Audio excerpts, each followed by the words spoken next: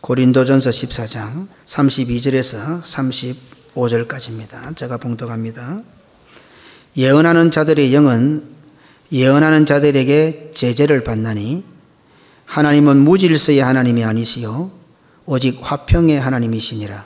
모든 성도가 교회에서 함과 같이 여자는 교회에서 잠잠하라. 그들에게는 말하는 것을 허락함이 없나니 율법에 이른 것 같이 오직 복종할 것이요 만일 무엇을 배우려거든 집에서 자기 남편에게 물을 치니 여자가 교회에서 말하는 것은 부끄러운 것이라. 아멘. 기도하십시다. 하나님, 이제 말씀을 전하겠습니다. 하나님께서 원하시는 말씀만, 또 하나님께서 하신 말씀 속에 나타나 있는 온전한 뜻만 잘 선포되게 하시고 말씀이 귀에 들리는 성도들이 되게 하여 주옵소서. 너는 언제 말귀를 알아들을래? 자식들에게는 부모들이 이런 탄식을 하면서도 평생을 예수 믿으면서도 주님의 말귀를 못 알아듣는 우리들인 것 같습니다. 성령이 하시는 말씀을 듣는 귀가 복되다고 하였는데 하나님, 이제 성령의 역사하심으로 말귀를 좀 알아듣는 성도들이 되게 하시고 말씀이 들려질 때에 그 말씀이 들려져서 들음으로 믿음이 자라는 복된 귀들이 되게 하옵소서. 성령으로 충만케 역사하시고 하나님의 뜻만 이루어지고 하나님의 영광이 나타나는 시간만 되게 하옵소서. 하나님의 영광 앞에 우리들이 드러나고 우리가 바르게 질서 있게 세워지는 은혜가 있게 하옵소서. 구주 예수님 이름으로 기도드리옵나이다. 아멘. 사도행전 이후 이어지는 서신서에서 안식일 또는 첫날의 주제는 초대교회의 할례 논쟁과 더불어 항상 초미의 관심사가 되었습니다. 한번 상상해 보십시오. 할례를 받아야 아브라함의 후손이었는데 이제는 세례로 바뀌었습니다. 십계명 가운데서도 안식일을 지키라고 하셨는데 그 안식일이 주일로 바뀝니다. 초대교회 성도들이 받아들이기가 쉬웠겠습니까? 아마 많은 갈등이 있었을 것입니다. 자기 가정에 조그만 어떤 그 신앙적인 자기 가정의 전통 하나도 바꾸기는 쉽지가 않은데 구약부터 해내려던 그 할례가 세례로 바뀌고 구약부터 해내려던 그 안식일이 주일로 바뀌는데 얼마나 많은 진통과 고통이 있었겠습니까? 하지만 할례 문제는 예루살렘 공의회에서 공식화되면 오히려 빨리 일단락이 됩니다. 베드로와 또 사도 바울과 또 예루살렘 공의회 목회자였던 야고보가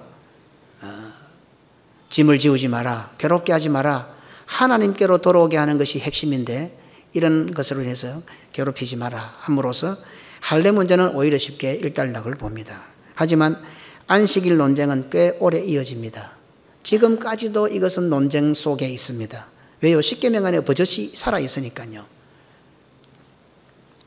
바울의 서신에서 이 문제는 지속적으로 등장하고 유대적 기독교인들과의 논쟁 그리고 복음의 본질에 대해서 논쟁할 때에 자주 등장하게 됩니다.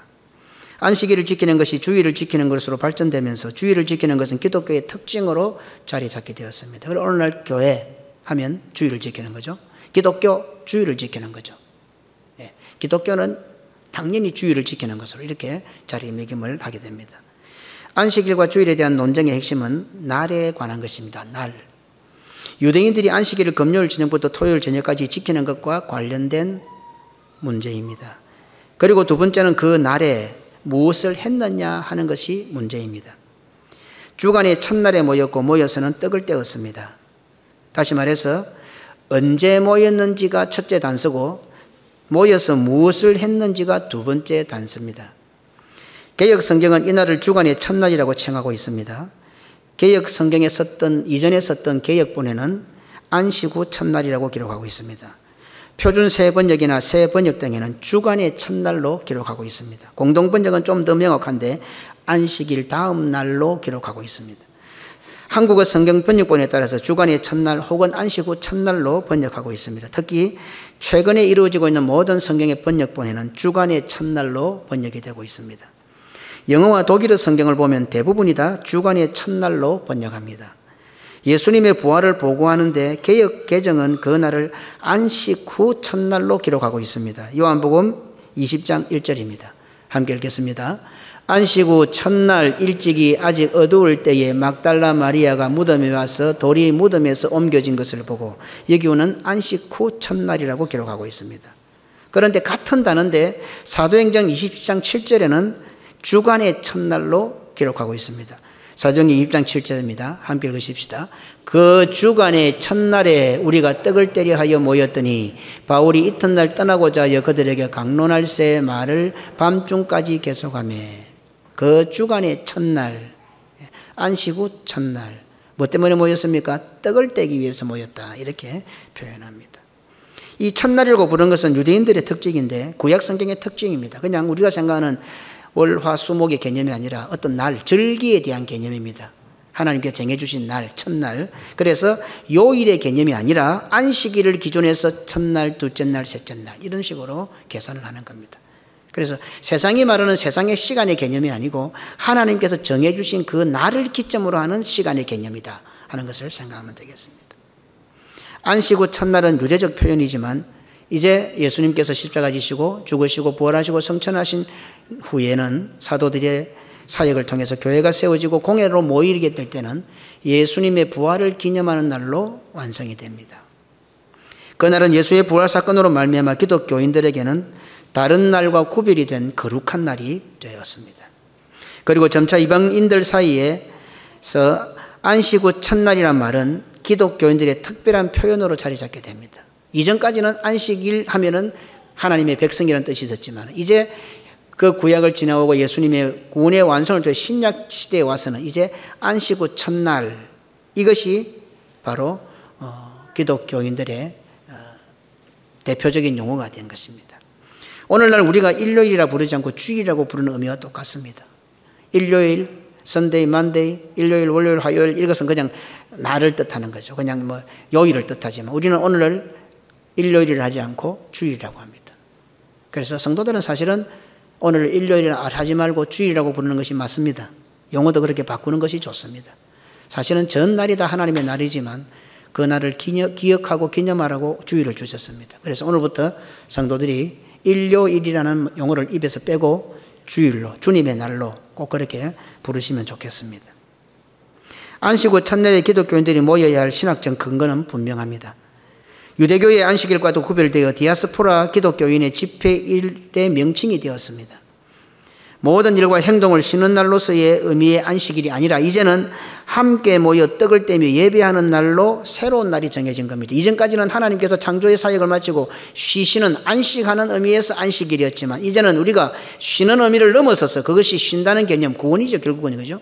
구원의 개념을 넘어져서 더 발전해서 이제는 함께 모여, 구원받은 백성들이 함께 모이고 또 함께 모여 뭘 하느냐? 떡을 뗀다.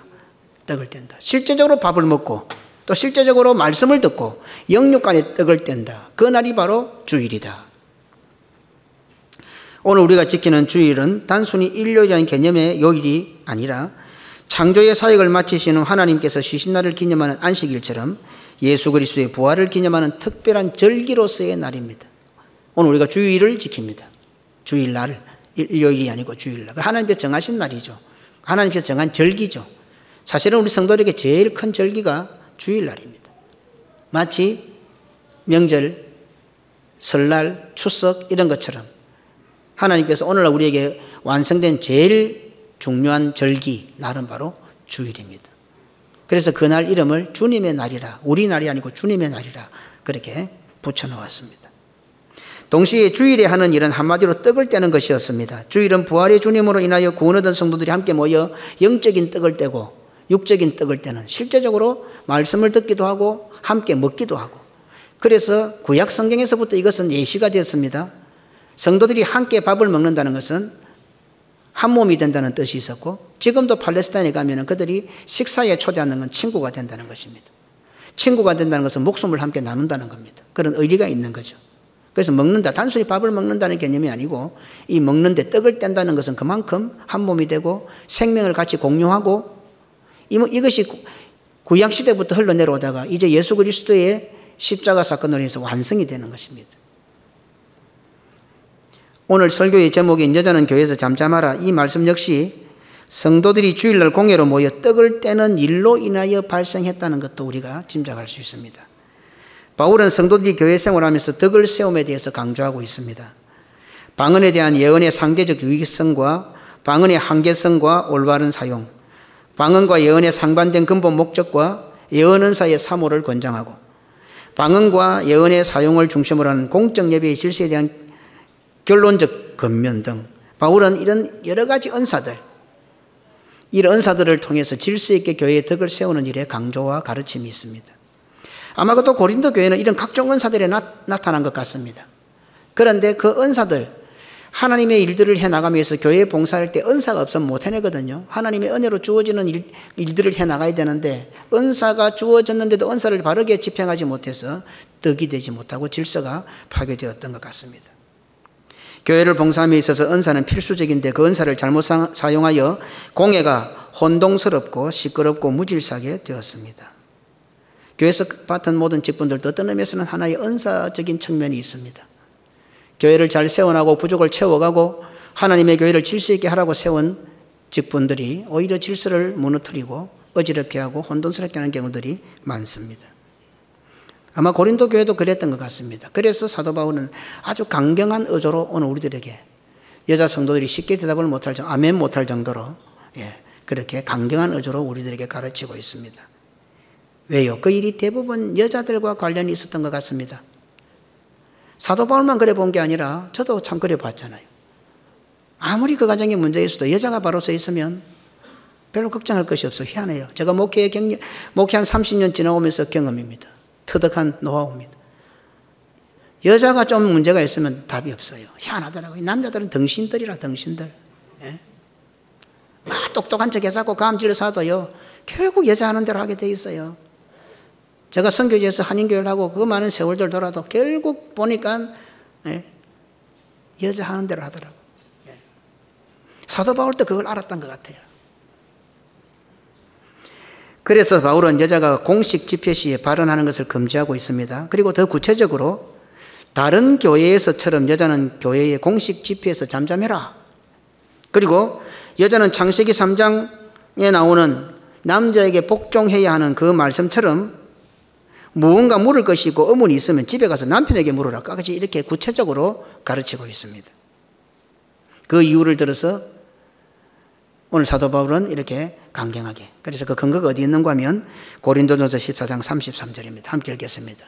하나님은 무질서의 하나님이 아니시요 오직 화평의 하나님이시니라. 모든 성도가 교회에서 함과 같이. 그래서 이 질서를 어긴다 하는 건 쉽게 생각하는데요. 이 질서를 어기는 것은 얼마나 큰 반역으로 나가게 되는지 모릅니다. 그건 단순하게 질서 하나 아닙니다. 이 질서란 것은요, 하나님이 계십니다. 아담이 있습니다. 그리고는 어떻게 하나님과 아담 사이 언약이 있고 하나님께서 천지 만물을 주관하게 하셨습니다. 이게 질서잖아요. 질서가 있습니다. 그런데 뱀이 들어옵니다. 뱀이 들어서 어떻게 합니까? 아담이 있고 하나님이 계시고 아담이 있고 또 여자를 만들어서 돕게 하고 그리고는 어떻게 해요? 모든 것을 다스리고 충만하게 하셨습니다. 그런데 마귀가 여자에게 탁 꼬십니다. 여자가 탁 꼬시니까 여자가 미혹을 받아서 선악과를 따서 자기 남편 아담에게 성찬을 딱 베풉니다. 성찬의 역전입니다. 이 질서가 파괴되는 것은요, 말씀의 역전이에요. 그리고는 어떻게 하나님을 거역해버리죠. 단순하게 질서를 어기는 게 아니에요. 이게 선악과 사건은요, 성찬의 역전 현상이에요. 하나님 앞에 반역의 행위예요. 그 질서를 보세요. 아주 단순합니다. 하나님으로부터 아담에게, 아담이 하와에게 이렇게 내려와야 될 거 거꾸로 올라가는 거죠. 뱀이 사탄이 미혹해서 하와가 아담에게 가르치고 하와가 아담에게 선악과를 내걸고 성찬을 하고 집행하고 하나님을 반역하고. 이 질서는 무서운 것입니다. 바울은 다른 모든 교회의 경우처럼 고린도 교회에서도 여자는 잠잠해야 한다는 사실을 지적하는 것으로 새로운 단락을 시작하고 지금 결론을 맺고 있습니다. 모든 성도의 교회라는 표현은 신약 성경 가운데서 여기만 등장하는 단어입니다. 전체 교회의 보편성을 강조하는 표현입니다. 모든 교회는 성도들로 구성되어 있으며 교회의 구성원인 성도들은 질서 정연하고 화평한 원리와 원칙에 의거해서 신앙생활을 해야 한다는 뜻입니다. 바울은 이러한 가르침은 고린도 교회뿐 아니라 예수 그리스도 이름으로 모이는 모든 교회에서는 바로 이러한 원리와 원칙에 따라 교회가 이루어져 가야 한다고 지금 강조하고 있습니다. 바울은 이런 논리에 따라 고린도 교회에 가르침을 주고 있습니다. 고린도 교회가 단지 지역교회, 고린도 지역 크게만 하는 의미를 넘어선 그는 폐쇄적인 공동체가 아니라 하나님의 질서와 저와 평화를 추구해야 할 보편적인 교회에 전체 지역에 전 세계에 세워진 교회 가운데 한 교회다 하는 것을 지금 바울은 가르치고 있습니다. 성도는 자신에게 맡겨진 책임적인 측면에서 주인의식을 가져야 합니다. 하지만 본질적인 측면에서 교회의 주인은 우리 주 예수 그리스도이심을 잊어서는 안 됩니다. 착각해서는 안 됩니다. 목사는 이 교회가 나의 교회인 것처럼 주인의식을 가지고 내 자신보다 더 사랑하고 소중히 여기고 아끼고 해야 됩니다. 성도들도 마찬가지입니다. 모두가 다 주인의식을 가져야 됩니다. 그렇지만 어떻습니까? 본질적인 측면에서 교회의 주인은 주님이십니다. 우리의 것이 아닙니다. 우리 주 예수 그리스도의 교회이기 때문에 이 교회의 주인이 주님이시기 때문에 오히려 내 것보다 더 사랑하고 내 것보다 더 아껴야 한다 이 말입니다. 성도는 자신의 생명보다도 전체의 생명을 소중히 여겨야 합니다. 이것이 장자권의 핵심 사상입니다. 창세기 45장 7절입니다. 함께 읽으십시다. 하나님이 큰 구원으로 당신들의 생명을 보존하고 당신들의 후손을 세상에 두시려고 나를 당신들보다 먼저 보내셨나니. 요셉이 지금 형들에게 하는 말입니다. 자기를 죽이려 했고 노예로 팔아버렸는데 이제 애굽의 총리가 되어 있습니다. 원수 갚을 절호의 기회가 왔습니다. 그럼에도 불구하고 어떠합니까? 요셉은 슬피 웁니다. 왜요? 이전에 자기를 팔아버렸던 그 형들이 아직도 신앙이 자라지 않았어요. 교회 오래 다닌다고 신앙이 자라는 것이 아니고 이전에 자기를 노예로 팔아버린 그 형들의 신앙에 여전히 거기에 머물러 있는 거예요. 아버지 야곱으로부터 받은 그 신앙의 그 신앙의 의미를 전혀 파악하지 못하고 있는 거예요. 그래서 오늘 그 형들 앞에 이렇게 이야기합니다. 당신들의 생명을 보존하고 당신들의 자녀들의 생명을 보존하기 위해서 하나님께서 나를 먼저 보냈다. 원수들이잖아요. 죽이려 했잖아요. 이와 같은 고백은 예수 그리스도에게서 완성이 됩니다. 실제로 우리 예수님은 죽으시잖아요. 족장의 사명입니다. 생존의 사명입니다.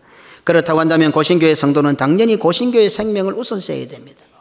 내가 억울함을 당해도 내가 힘들어도 고신교회 전체의 생명을 우선시할 수 있는 그런 믿음이 되어야 합니다. 한 걸음 더 나아가 고신교회가 속해 있는 남부시찰, 부산 서부노회, 고신총회 그리고 우리 대한민국에 세워진 한국교회, 전 세계에 흩어져 있는 자매교회들, 선교지에 있는 교회 등 우리의 사명은 이렇게 확대되어져 가야 하는 것이 지극히 당연합니다.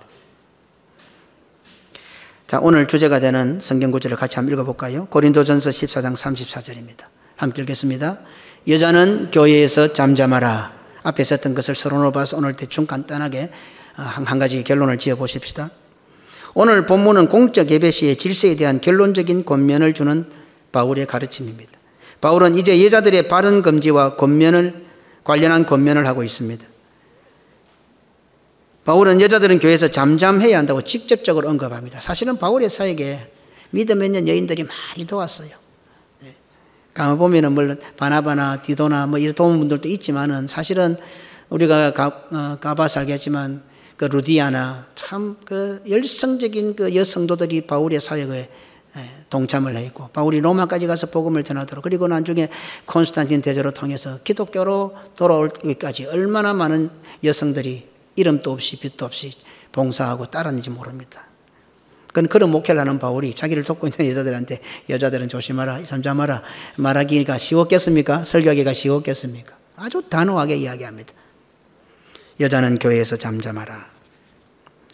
이 잠잠하라는 단어는 요 성경구절 28절과 30절을 이어서 세 번째 나타납니다. 28절에서는 통역 없이 방언을 말하는 이에게 잠잠하라. 30절에는 계시가 있을 경우 먼저 예언한 자는 잠잠하라. 그리고 오늘 여자들에게 잠잠하라. 이렇게 세 번 등장합니다. 이러한 단어의 용례로 볼 때에 본절에 나오는 바 여자는 교회에서 잠잠하라는 명령은 교회의 모든 상황에서 여자들이 침묵을 해야 한다는 그런 요구가 아닙니다. 이것은 교회에서 드리는 법도와 신앙생활과 관련된 문제입니다. 말하자면 모든 것을 질서 있게 조화롭게 그리고 교회에 덕이 되어야 한다는 차원에서 지금 여자는 교회에서 잠잠하라 그렇게 말한다. 근본적으로 어떤 그 본질적인 문제가 아니라 교회의 질서를 세우는 측면에서 여자가 잠잠하라 이런 뜻입니다. 아마 또 고린도 교회는 방언을 말하는 교인들과 예언하는 교인들 그리고 본절에 언급된 여자들 특히 남편이 있는 여자들이 영적 열광주의에 휘잡혀서 예배를 소란스럽게 했던 것 같습니다.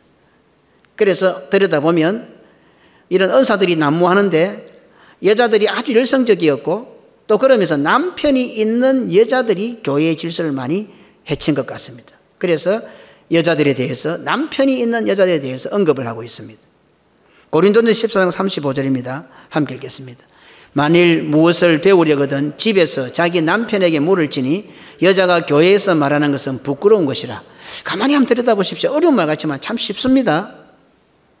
어떤 것을 배우기 위해 교회의 공식 집회에서 이 사람 저 사람 특히 자기 남편이 아닌 다른 남자들에게 질문하여 예배를 소란하게 만든다거나 교회의 분위기를 해치지 말라는 말입니다.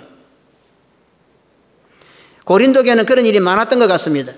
열심히 있다 보니까 그냥 막 모임에 가면 이것도 묻고 저것도 묻고 막 이 남자 저 남자 할 것 없이 이 사람 저 사람 묻고 그래서 혼돈스럽게 만들고 무질서하게 되었던 것 같습니다. 바울은 아주 완곡한 표현으로 무엇을 배우려거든 아주 좋은 표현을 성경은 이런 유대교적인 은유적인 표현이 있습니다. 무엇을 배우려거든 이라고 말하고 있지만 그 결과는 무엇입니까? 부끄러운 것입니다. 배우는 것이 무슨 부끄러운 것입니까? 아주 완곡하게 무엇을 배우려거든 공회에서 말하지 말고 이 남자 저 남자한테 묻지 말고 돌아다니면서 이 기관 저 기관에서 말 섞지 말고 집에 가서 남편에게 물어라. 그것은 부끄러운 짓이다. 그러니까 배우는 것은 부끄러운 짓이 아니잖아요. 배워야 되잖아요. 가르침을 받아야 믿음이 자라죠. 그럼 이 말 속에는 무슨 뜻이 있겠습니까? 교회의 덕을 세우지 못하고 말을 물어날라서 어지럽히는 행동을 하고 있었던 겁니다. 몰라서 묻는 것이 아닌 거죠. 배우기 위해서 말하는 것이 아니라는 뜻입니다. 부끄러운 짓을 하고 있다는 말입니다. 그래서 그게 전체가 있는 기관이나 구역이나 공회나 이런 데서 말하는 것이 누가 봐도 부끄러운 짓이니까 말하지 말고 집에 가서 남편에게 물어봐라. 지금 사도 바울은 그렇게 말하고 있는 거예요. 바울은 이러한 상황으로 인한 교회의 혼란을 경계하고 여자들의 발언을 금지하며 나아가 율법을 근거로 여자들에게 오히려 더 단호하게 오직 복종할 것을 강요하고 있습니다. 오늘 이 본절은 바울이 이미 방언을 말하는 남자들이나 예언을 하는 남자들에게 그것이 교회의 덕을 세우는 일에 방해가 될 때는 잠잠하라고 명령했습니다. 예언을 하나님으로부터 주는 은사잖아요. 방언을 하나님으로부터 주는 은사잖아요. 그럼에도 불구하고 이것이 덕이 되지 않으면 교회의 덕이 되지 않고 질서를 파괴하는 것이 되면 잠잠하라. 먼저 바울은 언급을 했습니다. 그리고 오늘 세 번째로 오늘 여자들에게 잠잠하라고 하는 겁니다. 이런 맥락에서 보아야 되지. 이게 남녀의 문제나 뭐 서로 차별의 문제 아닙니다. 이것은요. 고린도전서 14장 28절 함께 읽겠습니다. 만일 통역하는 자가 없으면 교회에서는 잠잠하고 자기와 하나님께 말할 것이요. 늘 했던 말씀이죠. 방언을 하고 예언을 하고 또 하나님 앞에 기도를 열심히 하는 자들은 사실 뭡니까? 하나님의 뜻을 알아내는 자들이에요. 쉽게 표현하면 천기를 아는 자들이 천기 하나님의 그 의도를 알아내는 자들이에요. 세상 사람들도 제일 큰 죄가 뭡니까? 천기 누설죄예요. 성도들이 그것조차도 모르는 거예요. 자랑하고 있다. 내가 기도를 많이 하는데 뭐 그걸 어디 뭐 그거 묻자란 말인데 그래. 하나님을 더 두려워할 사람들이 바로 기도 많이 하는 사람들이에요. 골방에 들어가 개인적으로 하나님을 엎드리는 사람들은 더 조심하고 하나님 앞에. 왜? 천기를 아니까. 하나님의 뜻을 아니까. 하나님의 뜻을 모르는 성도들이 급도시 한두 마디 말할 수 있지만 하나님의 뜻을 아는 자들이 함부로 어떻게 말을 해요? 잘못됐잖아요.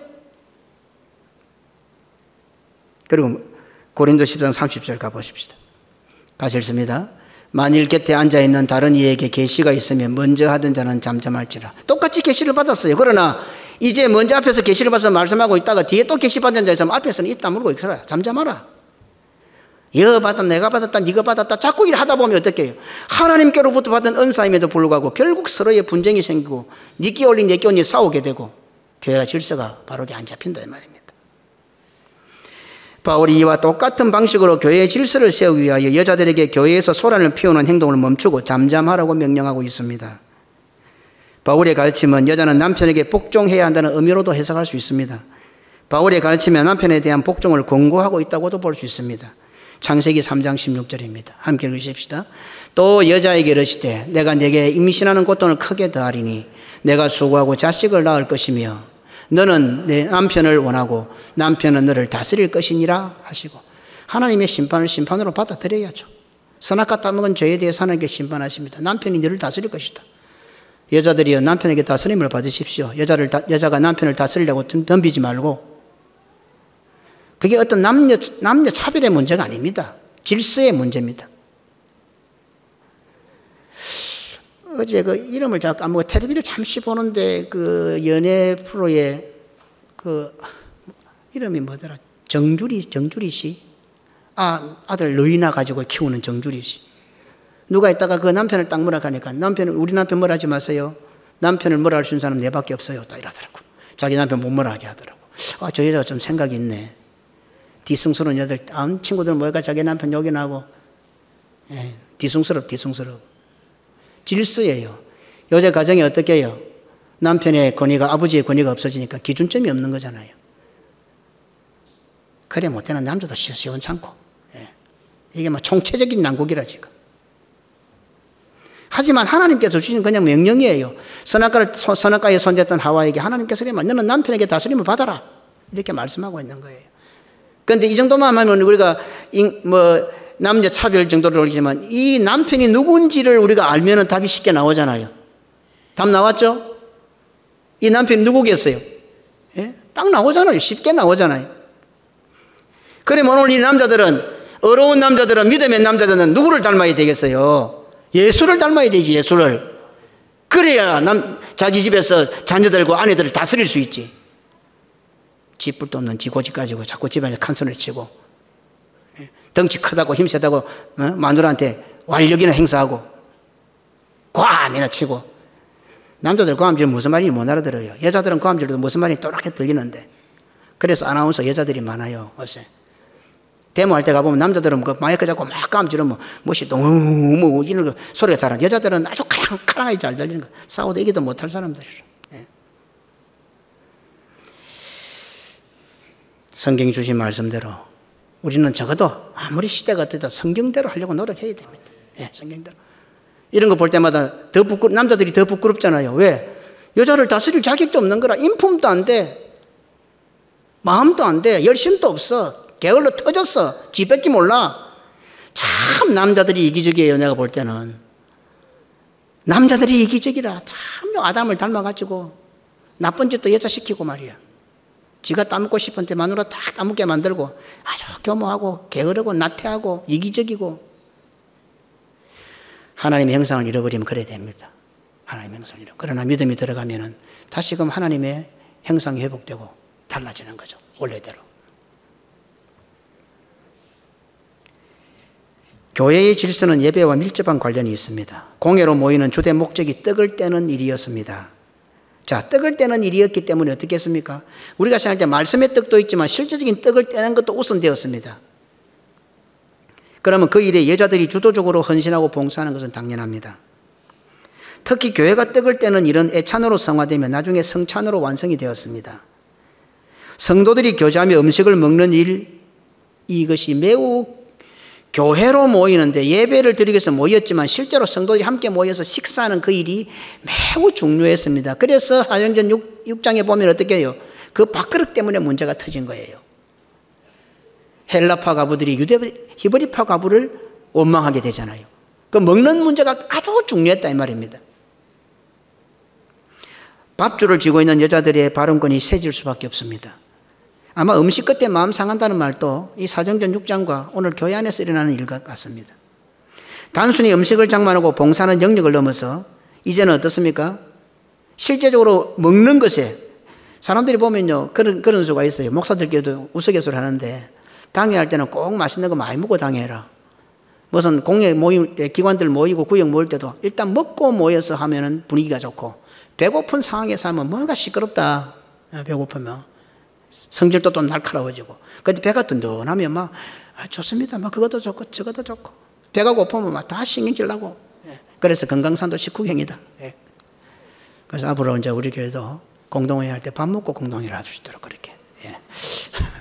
각 기관들도 구역들도 다 밥부터 먹고 하시기 바랍니다. 예배 드리고 밥 먹지 말고 밥부터 먹고 예배 드리고 그래. 모여 마시고. 어쨌든 이 먹는 문제가 아주 중요한 일로 대두가 되었어요. 그랬던 게 그 일에 봉사하는 사람들의 이 존재감도 조금 중요해지겠죠. 그러니까 어떻습니까?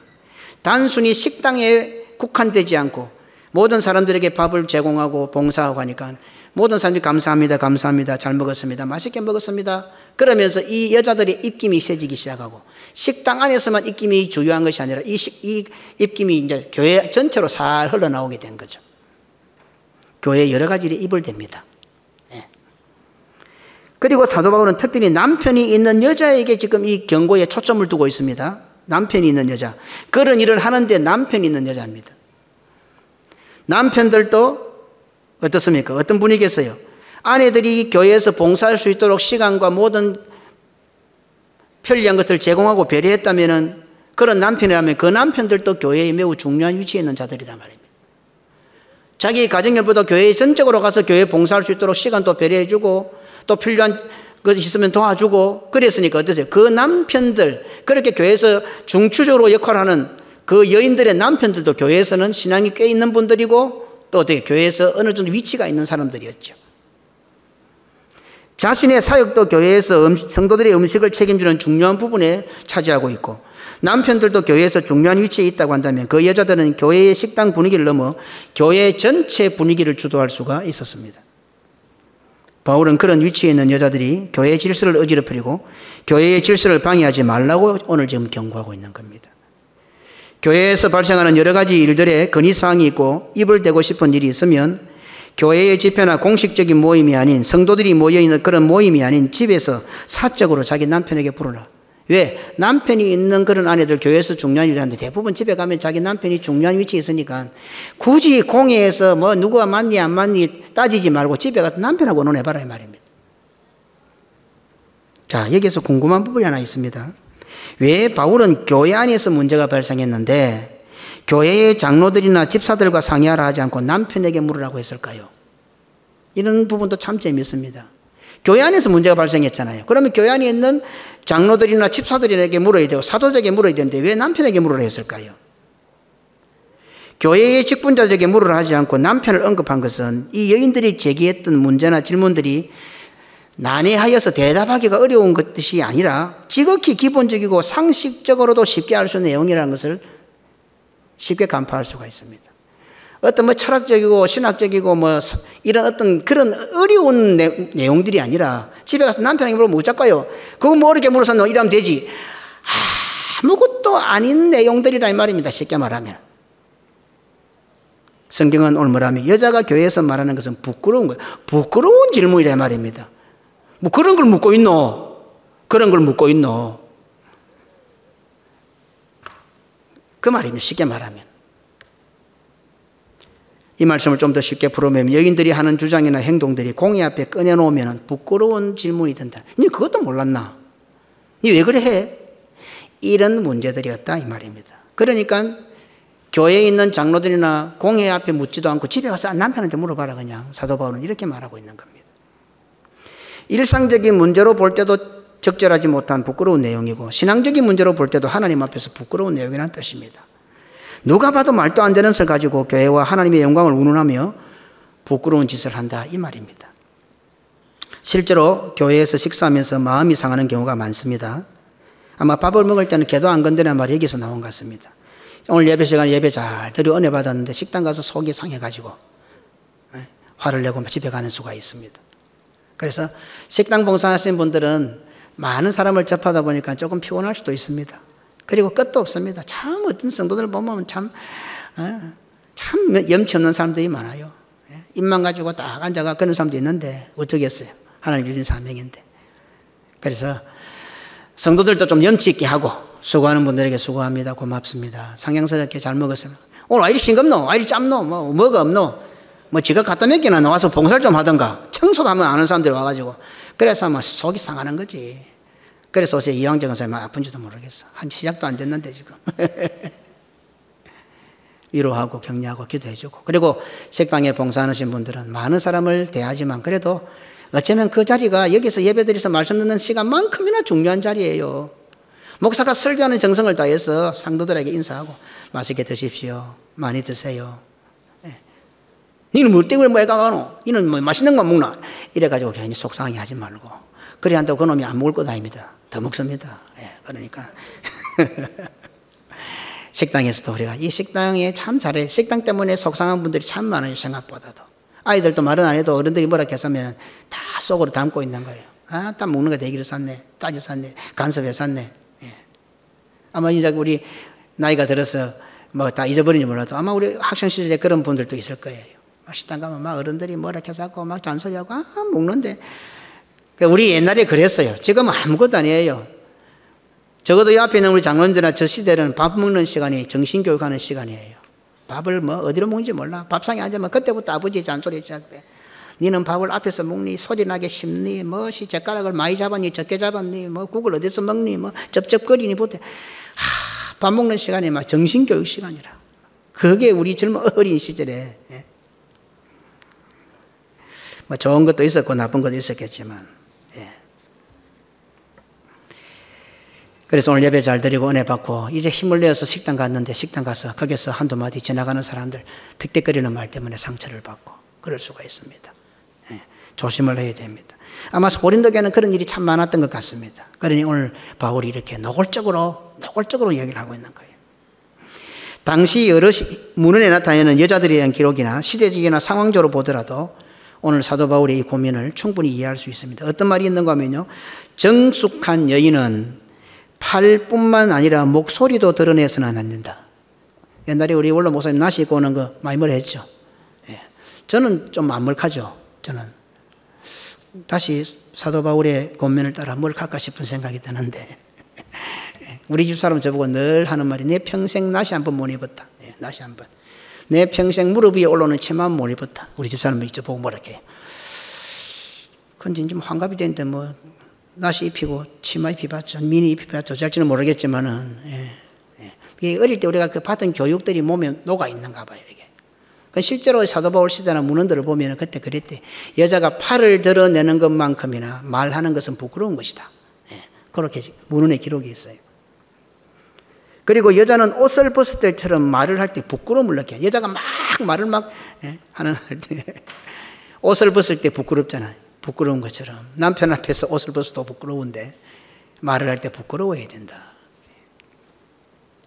그래 이제 이 시대가 이 세대 차량이 참 무섭은가 봐요. 그래서 저는 좀 많이 열려 있다 싶은데도 제가 이야기를 하는데 자꾸 와서 막 뭐 이야기를 하면은 이봐라 이거 들을 생각도 안 하고 지가 먼저 말을 더 많이 하네. 뭐 이런 싶은 생각이 속으로 탁 드는 거예요. 이제 조금 다음 세대는 덜 하겠죠 그런 것들이. 여자는 남편에게 말을 걸거나 말을 하거나 남편을 통해서 말해야 한다. 이 고대 문헌에 나와 있는 것들이에요. 예배를 위한 모임에서 고대 회당은 여자들이 공식적으로 말하는 것을 금지하지 않았지만 실제로 금지가 되어 있었다. 뭐 이런 기록들입니다. 당시 남성 중심의 사회적 간섭으로 여자들의 돌출적인 행동은 사람들에게 큰 부끄러움을 불러일으켰을 뿐 아니라 실제 교회 생활에 방해가 되었기 때문에 바울은 이러한 교훈을 오늘 우리들에게 전하고 있습니다. 존 칼빈은 이렇게 그 말씀을 해석합니다. 바울이 여기에서 다루고 있는 일들이 선하거나 악한 것과는 무관한 것이고 그 일들이 금지된 것은 단지 그 일들이 품이나 건덕에 방해가 되기 때문이다. 따라서 본절의 교훈을 오늘날 문자 그대로 받아들이거나 확대 해석하여 여자들이 교회에서 활동을 포기한다거나 위축시켜서는 안 된다. 칼빈은 그렇게 주석을 달고 있습니다. 바울의 가르침은 완성된 복음의 시대를 살고 있는 우리들에게 훨씬 깊이 있게 그리고 영적으로도 실제적으로도 적응이 가능합니다. 성도는 그리스도의 신부입니다. 그렇다면 우리의 신랑은 예수 그리스도이십니다. 그렇다면 성도는 남편 대신 예수 그리스도에게 물어야 합니다. 답이 쉽게 나왔죠. 오늘 성도들은 누구에게 물어야 합니까? 남편에게 물어야 합니다. 교회 안에서 발생하는 문제들을 들여다보면 신앙적이고 신학적이고 교리적이고 교회 본질적인 것 때문에 문제가 일어나고 싸우는 일은 거의 없습니다. 혹시 기관에 문제가 터지고 또 구역에 문제가 터지고 가정의 문제 때문에 이런 본질적인 문제 가지고 싸웁니까? 다툼은 있습니까? 진리와 비진리, 신앙과 불신앙, 말씀과 불건전한 것들의 문제도 거의 없습니다. 목숨을 걸고 지켜야 할 명분과 가치에 대한 문제도 별로 없습니다. 교회 안에 일어나는 수많은 문제들과 분쟁의 핵심을 찾아가고 말입니다. 사실 이런 것이 문제가 되면요, 성도들은 영적으로 깨어납니다. 신앙과 불신앙, 진리와 비진리, 이런 문제가 딱 궤도하면요, 예배를 드려야 되나 드리지 못하나 이 문제가 딱 등장하면 목숨을 딱 겁니다. 잠자던 영혼들이 깨어납니다. 문제가 되는 게 아니고요, 더 일찍 단합을 하게 됩니다. 교회에서 일어나는 모든 문제들 90에서 95%, 막 99% 정도의 모든 대부분의 문제는 지극히 사소한 일이요 개인적인 일에서부터 출발합니다. 그냥 자기가 서운한 거죠. 거기서부터 출발하는 거예요. 그리고 어떻습니까? 옆에 있는 사람과 싸운 거예요. 그냥 옆에 있는 사람과 다투다 보면 나중에 그 다툼이 서운함으로 발전되고 나중에 교회가 사랑이 없더라 이렇게 돼버립니다. 옆에 같이 있는 사람하고 견해가 안 맞아서 싸워놓고는 결국은 교회가 사랑이 없다 이렇게 발전이 된다 이 말입니다. 이전에 원로 목사님 늘 하던 말씀이 뭡니까? 목사가 쓰레기통이가 너끼리 싸워놓고는 와 나중에 돌아오면 목사 탓을 하노. 결국 저끼리 싸워놓고는 뭐 목사가 목회를 잘못해서 그렇고 목사가 사랑이 없어 그렇고 목사가 쓰레기통이가. 원로 목사님 설교 기억나죠? 실제로 우리가 심각하게 고민하고 기도하고 싸우는 이유가 뭡니까? 진리 문제입니까? 비진리 문제입니까? 아닙니다. 지극히 개인적이고 자기중심적인 문제에서 출발해서 그것이 더 크게 문제거리와 불평거리를 찾게 되는 거예요. 그냥 밥그릇 문제였어요. 저 사람이 내보다 밥을 좀 더 먹는 것 같아요. 그리고는 거기서부터 서서히 계속해서 문제는 눈덩이처럼 커져갑니다. 공예가 결정하여 시행하는 일인데도 자기 생각, 자기 기준과 다르다고 문제를 만들어냅니다. 덜쳐냅니다. 세상 사람들도 하지 않는 부끄럽고 상식 이하의 행동을 합니다. 그죠? 공예 앞에 내놓고 선동하거나 불신을 터뜨리는 부끄러운 짓을 하지 말고 남편 대신 예수 그리스도에게 물어야 합니다. 그래서 성경은 기도하라고 합니다. 쉬지 말고 기도하라고 합니다. 무슨 뜻입니까? 예배 중심한 생활을 하라 이 말입니다. 예배 드린다는 것은 남편에게 묻는다 이 말입니다. 기도한다, 남편에게 묻는다 그 말입니다. 예수에게 묻는다 그 말입니다. 그리고 남편이신 예수 그리스도를 대신하는 목회자에게 물어야 합니다. 성도들 꼭 기억하십시오. 나름대로 답을 내리기 전에, 시험에 빠지기 전에 항상 목회자에 가서 먼저 물으시길 바랍니다. 확인하시기 바랍니다. 왜 그런 일이 있었습니까? 왜 이렇습니까? 물어보고 그 다음에 결정을 하시기 바랍니다. 무슨 말입니까? 교회 중심한 생활을 해야 됩니다. 일주일 내도록 교회 한 번도 안 오다가 주일 하면 와서 척 눈에 보이는 것 같고 잘했니 못했니? 시험에 빠지지요. 불평하지요. 교회 중심한 생활도 하지 않는데 어떻게 그것이, 그러니까 이 모든 것은 남편에게 물을지니라. 그리스도에게 묻고 예배 중심한 생활하고 교회 중심한 생활하라 이런 뜻이 그 속에 담겨 있습니다. 오늘 우리 2023년 새해에 하나님께서 힘써 여호와를 알게 하소서라는 주제를 주셨습니다. 이 하나님의 말씀의 의도를 잘 알아. 오늘 사도 바울이 말하는 것처럼 부끄러운 짓을 하지 않는, 부끄러운 행동을 하지 않는, 그 누구의 나라도 부끄러운 짓, 돌아서서 우리가 참 자식한테 내 기분으로 화내고 감지르고 해놓으면 돌아서 부끄럽잖아요. 예? 그런 성찰도 없는지는 모르겠지만 돌아서서 눈 감으면 하나님 앞에 부끄럽고 내가 왜 그런 거짓말을 했지? 내가 왜 그런 짓을 했지? 부끄럽잖아요. 그죠? 그죠? 우리가 이런 인생을 삽니다. 예. 좀 자기 인생을 연습 삼아 살지 말고 내 자식들에게, 내 아내와 남편에게, 또 옆 사람에게, 하나님께 좀 부끄럽지 않도록 어떻게 어제 했던 일 또 하고 또 하고 반복해서 또 하고 천년만년 살 거요. 네? 좀 하나님 앞에 부끄럽지 않도록, 좀 자기 스스로에도 양심의 가책이 안 되도록 좀 그래 삽시다. 네? 그래 살아야지. 사도 바울이 오늘 뭐라 합니까? 부끄럽다. 너희들이 하는 짓이 부끄러운 짓이다. 너희가 딴 열심히 한다고, 교회를 위한다고 천만에 교회를 위하고 하나님의 영광을 위한다는 핑계를 대부분이 전부 네 중심에서 하는 거 아니까 부끄러운 짓이니까 집에 가서 남편한테 물어보거라. 그렇게 지금 사도 바울이 말씀하고 있는 거예요. 우리도 앞으로 남은 인생에 특별히 2023년 새해에 저는 생각이 이 올 한 해가 세상적으로 막 불경기가 오고 경기가 안 좋고 그런 거 같죠. 저는 지금 하나님께서 하늘문을 열고 막 복을 주실 것 같아. 예? 우리가 부족하지만 자신 스스로에게도 교회에도 하나님 앞에도 부끄럽지 않도록 좀 성실하게 살아가고 그리스도의 향기를 내고 또 힘써 여호와를 알고, 특별히 하나님께서 오늘 우리 성도들에게 진짜 큰 복 준비해 놓은 것 같아요. 이 복을 영육간에 풍성히 받아 누리는 우리 모든 성도들 되시기를 주님의 이름으로 축원합니다. 아멘. 하나님 아버지 감사합니다. 우리는 하나님 앞에 설 때마다 고개를 들 수 없는 부끄럽고 죄 많은 것을 고백합니다. 하지만 우리를 너무 사랑하시기에, 하나님 눈에 콩깍지가 씌었기에 하나님은 한결같이 우리를 사랑하시고 우리의 실수와 잘못까지도 응석으로 받아주시고 별것 아닌 것 가지고도 새우깡 쪼가리가 아니라 겨자씨만한 적은 것 가지고도 하나님 앞에 내어놓으면 산을 옮기는 역사를 이루어주시는 그 놀라운 하나님의 은혜를 또 한번 돌아봅니다. 오늘 사도 바울이 얼마나 안타까웠으면 그 아무것도 안 읽어가지고 그 앞에서 교회를 시끄럽게 하나, 너희 집에 와서 남편에게 물어라. 얼마나 목회자 사도 바울이 답답했으면 그와 같이 이야기했겠습니까?